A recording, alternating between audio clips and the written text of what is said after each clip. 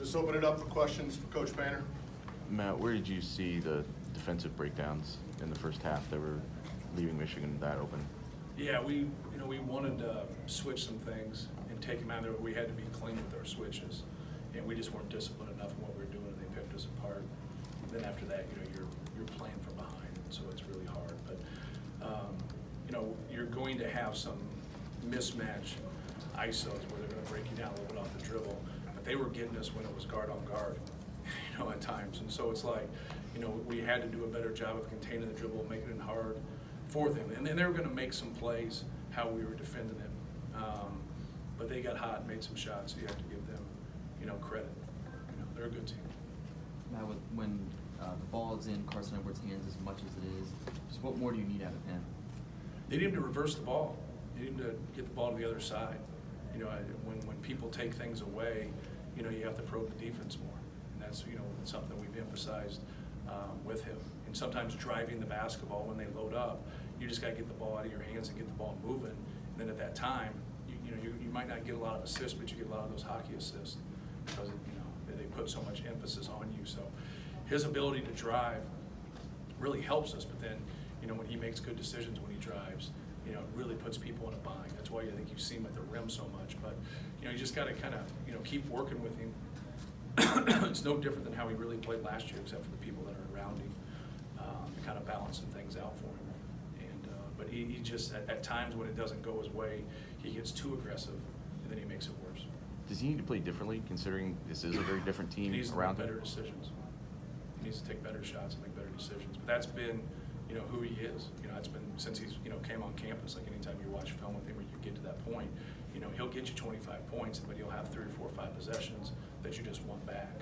I think that's just kind of the evolution of really good scorers that are confident in themselves. Some of that confidence can really help them, but at times it can really hurt them. And then you try to overdo things. So he's just got to keep, watching films and learning and understanding what, people are doing. And understanding that, that they're encouraging him, to be aggressive at times when he overdoes things. Matt, would you like to see Ryan Klein get more shots?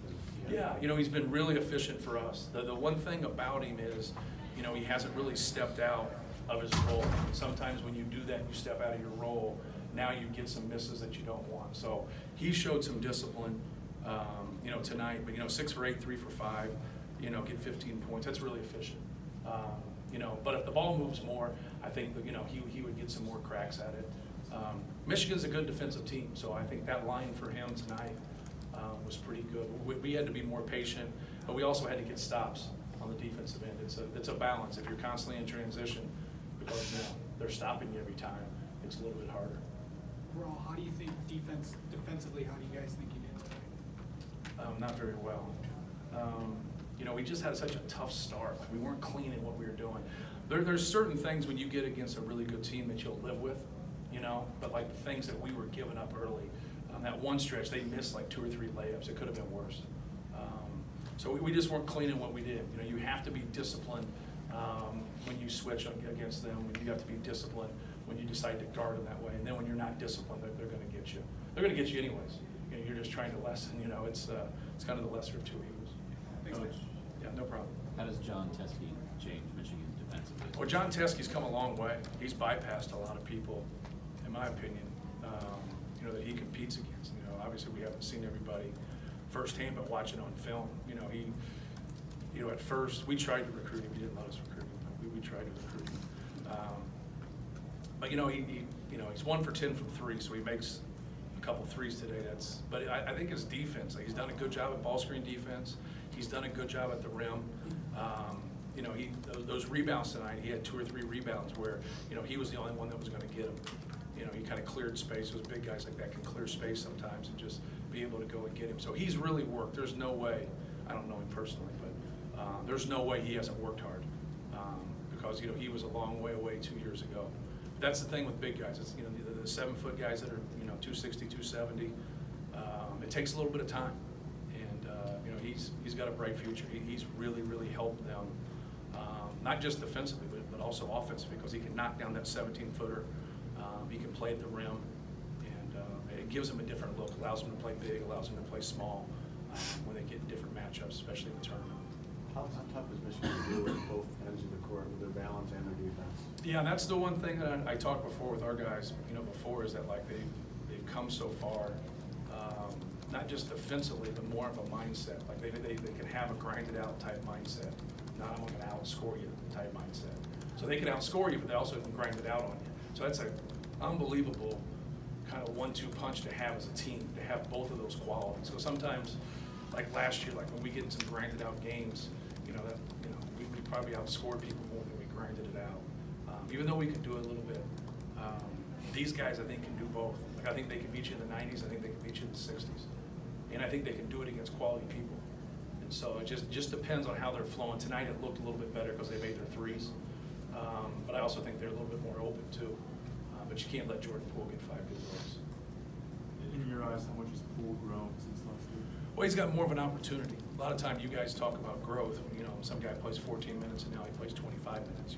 Anytime you have a chance to play more and be more comfortable and get into a rhythm out on the court, you're gonna, play more. But I think you think it's gonna come easy. Like his first 2 games, I think he was 1 for 5 and 0 for 5. You think it's gonna come easy if the coach just plays me more. I'm gonna get 20, and you realize, it's hard. But he's talented. He can break you down off the dribble. He can make a pull up. He can make threes. Obviously, he made a huge one in the NCAA tournament. But he's a good player, and they got kind of a perfect number. It's hard to keep everybody happy. It just is. I don't know if you guys realize that. But it's hard to keep everybody happy, and they got like 7. And that's kind of perfect as long as everybody stays healthy and stays out of foul trouble. Because now those guys get a chance to get in. Nobody's getting 8 minutes, 7 minutes. Everybody's getting 15 to 35 minutes. So when you get in the game, you get into a rhythm and you feel good about yourself. Especially a skilled guy like him.